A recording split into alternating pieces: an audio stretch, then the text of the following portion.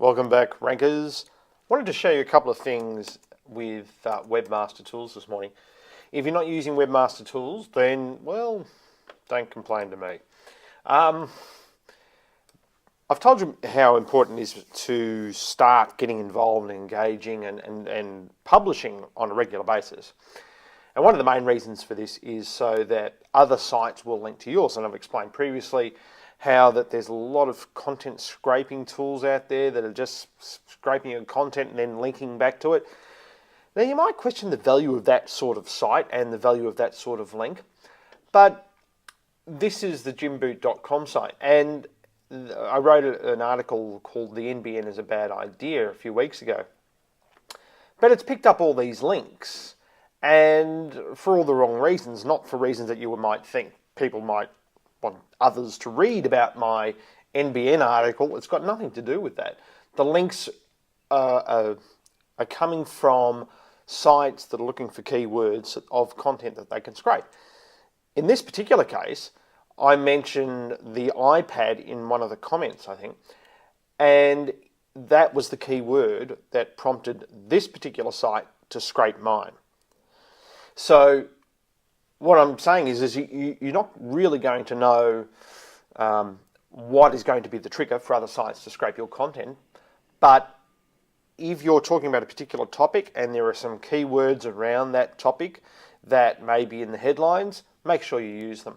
And to give you an idea of what this site looks like that's sent a link to my article, it's pretty much looks like a automatically generated site, and the link to my site appears on this little tab down here, right down the bottom here, and all these other articles above also have backlinks. So the value of that backlink to my site is probably minimal, but nevertheless Google is counting it. So if Google's counting it, it's in Webmaster Tools, I imagine it must be of some value.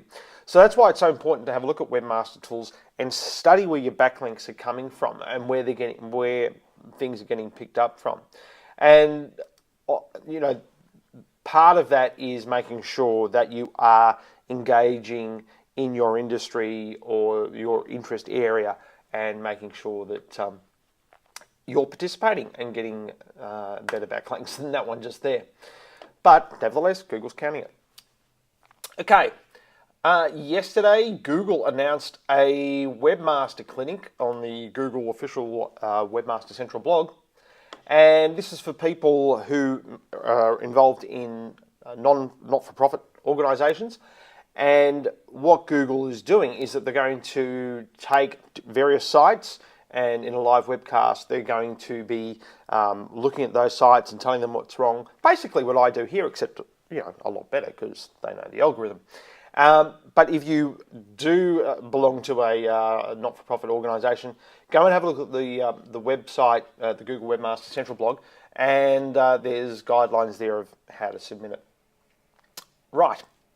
Oh, one of the interesting things in this blog post, it talks about the Webmaster Quality Guidelines.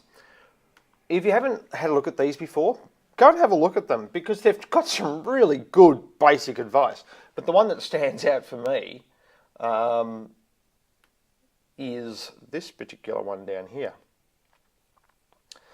Whenever Google says something like this, Google strongly recommends, listen up, because if it's strongly recommending something, I suggest you do it.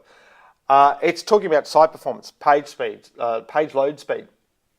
And remember, that's why they've developed the site performance tool in Google Webmaster Tools and all these other things. And that brings us to the review of a viewer's site. And this is for Kelly of Belly Belly. And Kelly runs a pregnancy website, and it looks very comprehensive pregnancy website, and has regularly got in Hitwise top 10, which is great. Now, Kelly, the one thing that I did first before I did anything else, was go and do a web page test. And when you see FFFFFFF, like you see there, that's not good. you've got to go and fix a couple of these things. Your hosting company is going to need to fix them. And the reason that I went and checked is because when I loaded the site, it may not do it again because I've cached, but when I loaded the site, there's a lot of different things down here that a lot of different domains we're grabbing data from, and we're still waiting for that to finish loading. So all of these things add to page load time, which means it decreases the experience of the user. And what Google's trying to do is only send its users to sites that run fast and give the user a good experience, at least in page load time, if nothing else.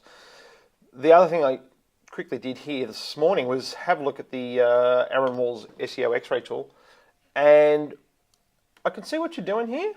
I like it, but I think there's just a little bit of confusion, or maybe it's not confusion, maybe it's just an editorial decision.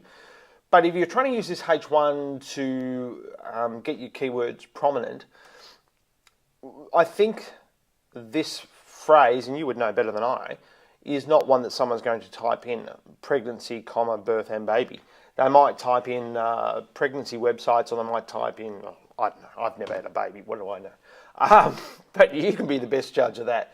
So these headings, and you've used them quite well too in proportion to one another, H1s, H2s, that H3, I'd probably want to make all your H1s just a little bit bigger, because this H3 here is bigger than your H2, which what Google is trying to avoid is people trying to scam it by doing H1s in really small font so the user can't see them, but Google sees it as a H1. So try to keep these in proportion to one another.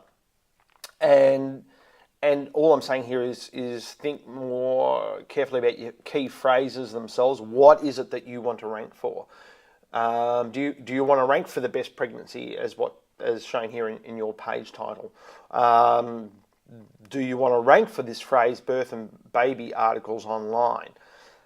Go to Google Insights for Search and check out some of those phrases and see which ones are going to deliver more quality traffic than the others. And then start working them into the page titles, the heading tags, and also, as Google says in its Webmaster Guidelines, in some text links.